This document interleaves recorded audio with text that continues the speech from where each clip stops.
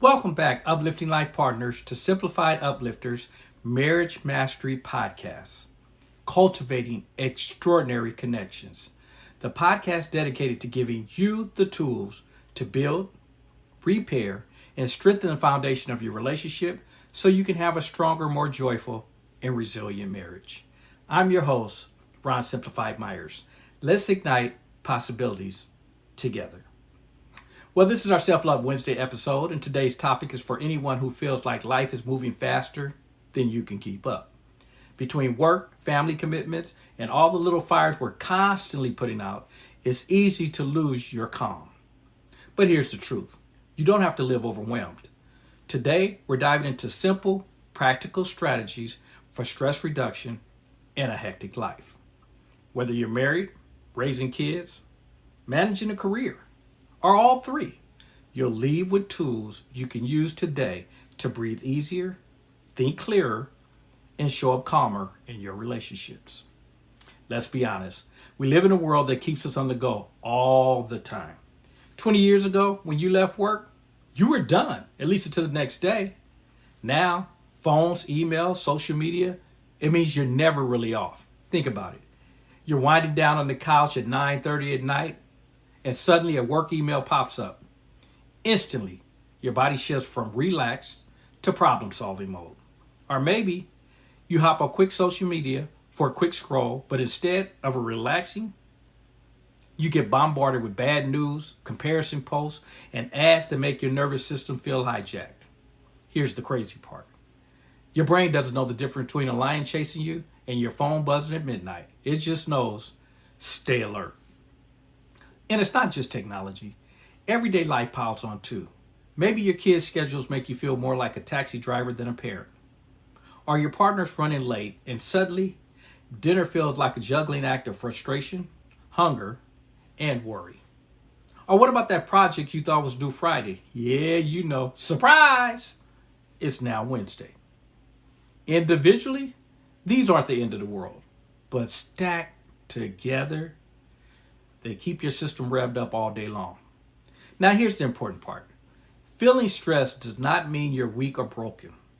Stress is actually your body doing what it's designed to do. You're not failing at life. You're human. Here's the quick science behind it. When you feel stressed, your body releases a hormone called cortisol. Think of cortisol as your built-in alarm system. It speeds up your heart, makes your breathing shallow, and tightens your muscle. That's the fight or flight mode. Back in the cave days, that was perfect. It helped us run from wild animals or protect ourselves from danger. But today, your body still responds the same way to a text that says, we need to talk. Or when your child spills juice right as you're walking out the door. Or when your boss adds that just one more thing to your already full plate. Your body thinks it's saving your life, but really, it's just reacting to modern chaos. So what can we do about it? Well, I want to give you a quick reset tool you could use anywhere, anytime, and it only takes about 60 seconds. It's called box breathing. Ready? Sit comfortably and relax your shoulders. Number one, you're going to inhale slowly through your nose for 4 seconds. Hold your breath gently for 4, and then you're going to exhale slowly through your mouth for 4 seconds, and then you're just going to pause with an empty lungs for 4 seconds. Let's do it together.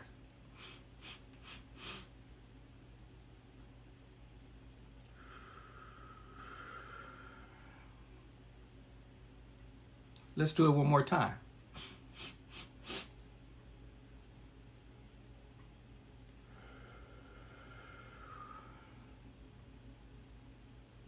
And one more again.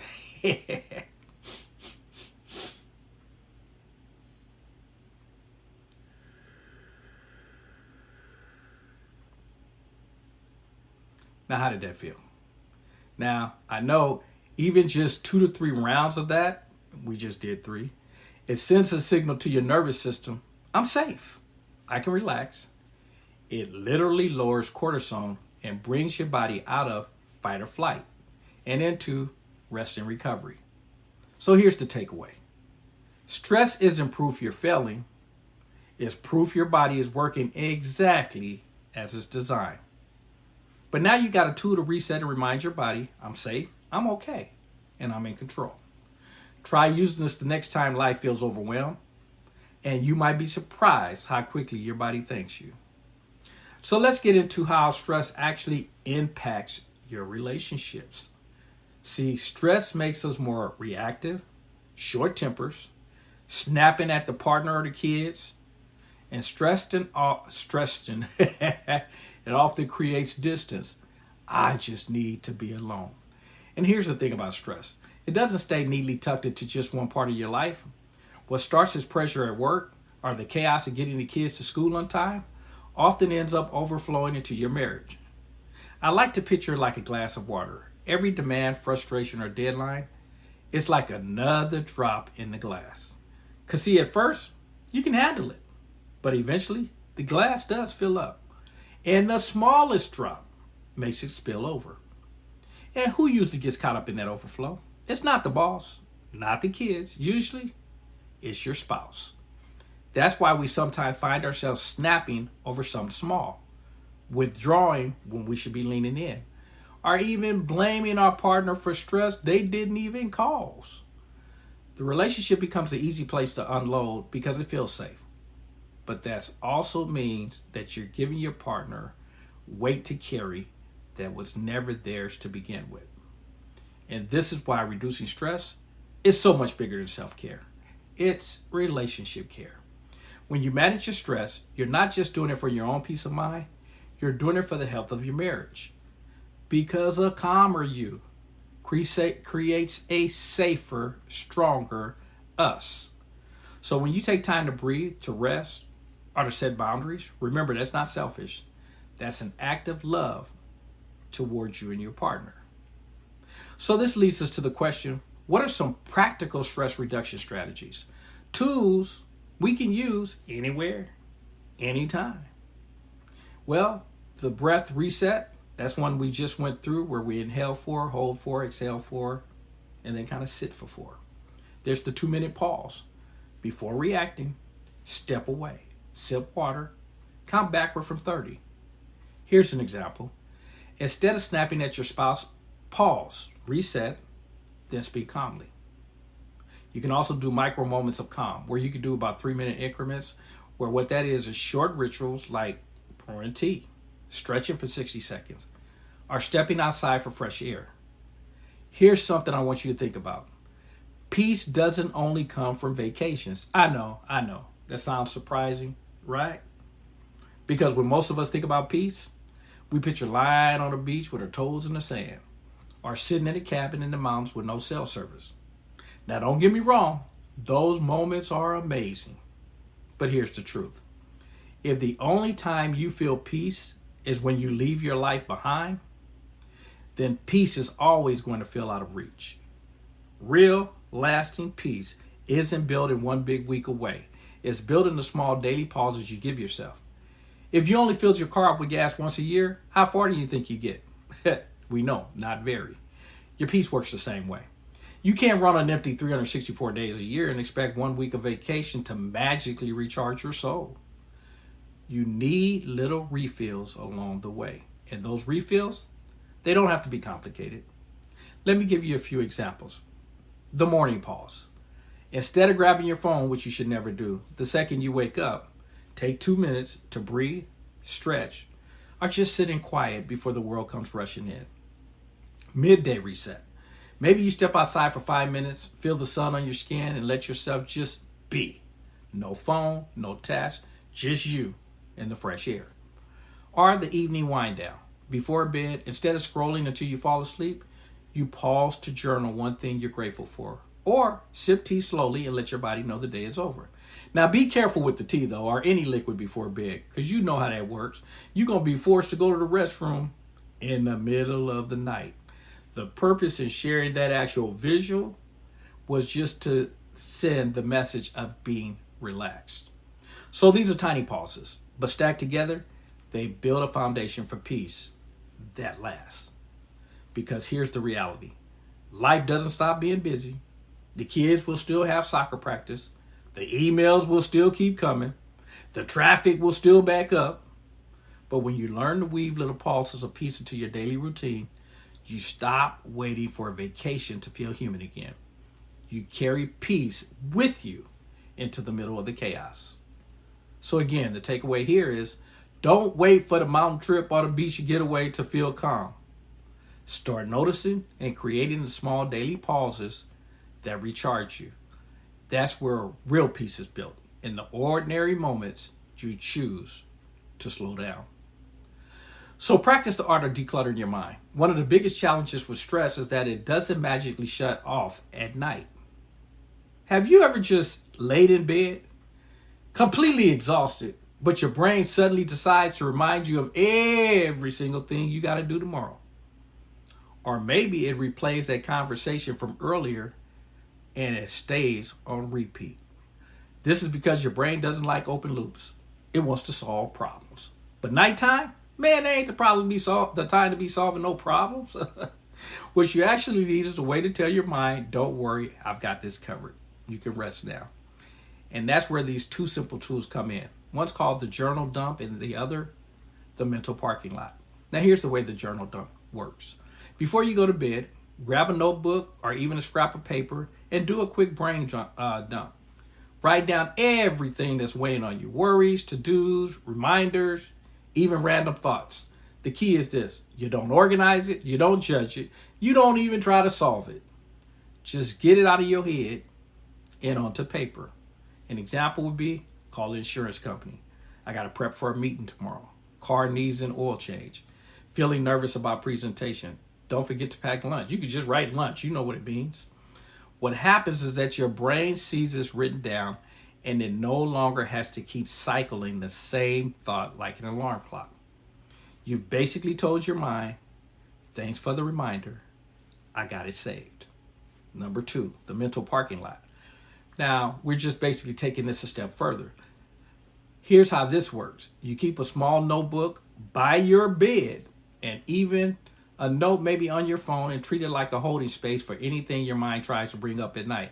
You know when that brain says, don't forget to pay the bill. You don't fight the thought. You just park it. Write it down on your notepad or on the note on your phone.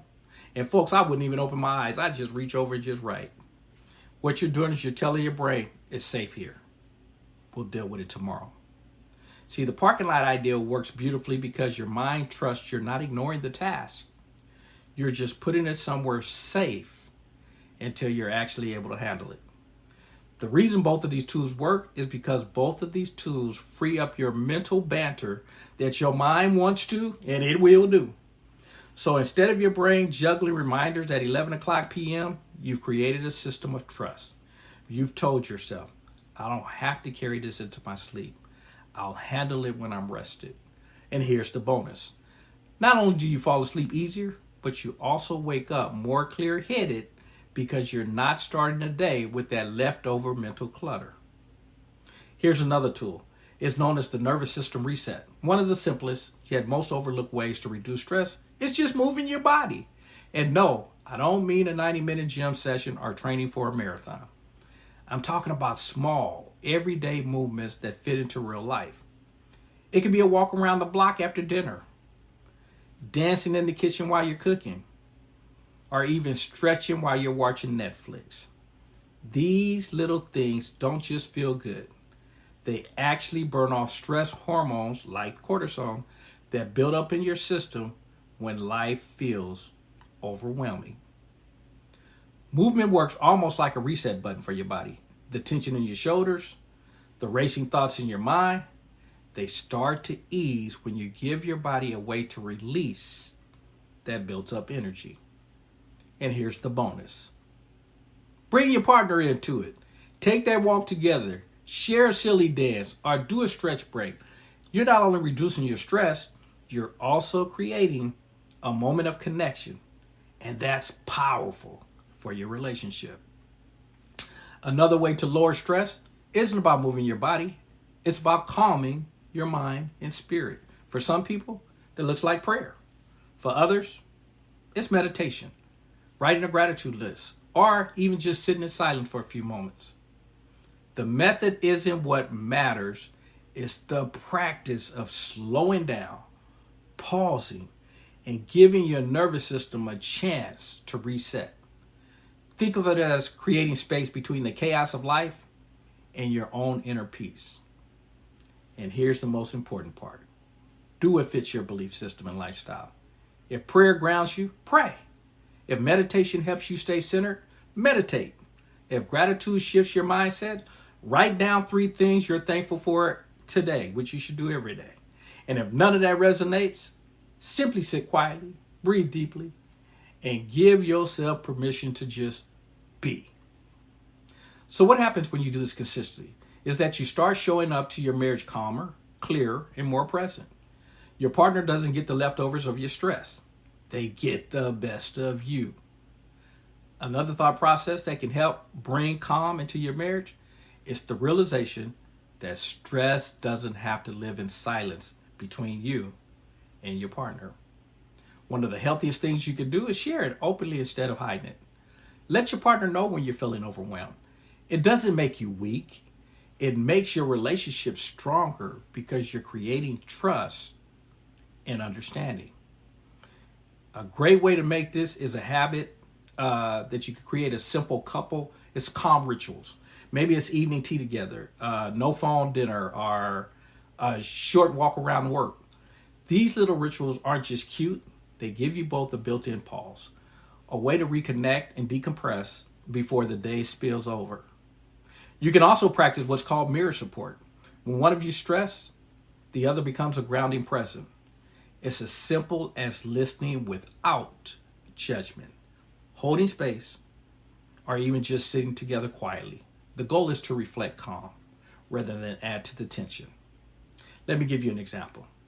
I know a couple where every little disagreement used to turn into a fight because stress was always unspoken. They started taking a 10-minute pause when one felt triggered. No arguing, just acknowledging the stress. Over time, they learned to step back, breathe, and respond calmly. It transformed their daily interactions and even their connection. What we get from this is sharing stress, building small rituals, and grounding each other isn't just nice. It's how you protect your relationship from the daily pressure of life. So this week, I challenge you to try at least one calm strategy every day. Journal your stress triggers, practice box breathing, or invite your spouse to a 10-minute evening reset. Remember, peace isn't found, it's created by small, intentional choices. So we'll be back next week for another Self-Love Wednesday episode. By the way, we just created the Simplified Uplifters Marriage Mastery Podcast Facebook page. Woo, that was a lot. Where you can communicate with us in a much more personal way. And for more exclusive training, deeper dives, our app, clothing, apparel, we've placed all that information in the bio of the podcast, or visit the website simplifieduplifters.net. And folks, if you found value in today's episode, we would appreciate you sharing this episode and the podcast itself with those that you know need to hear this message. And if you haven't already subscribed to Simplified Uplifters Marriage Mastery Podcast, so that you don't miss our upcoming Marriage Builder Sunday, because there we're talking about where we'll explore how these individual strengths, they come together to create an unbreakable bond. So thanks again for joining me here on this Transformative Self-Love Wednesday. Until next time, nurture your soul, protect your energy, be kind to yourself, and build the marriage of your dreams. Most important, remember your power. You are extraordinary.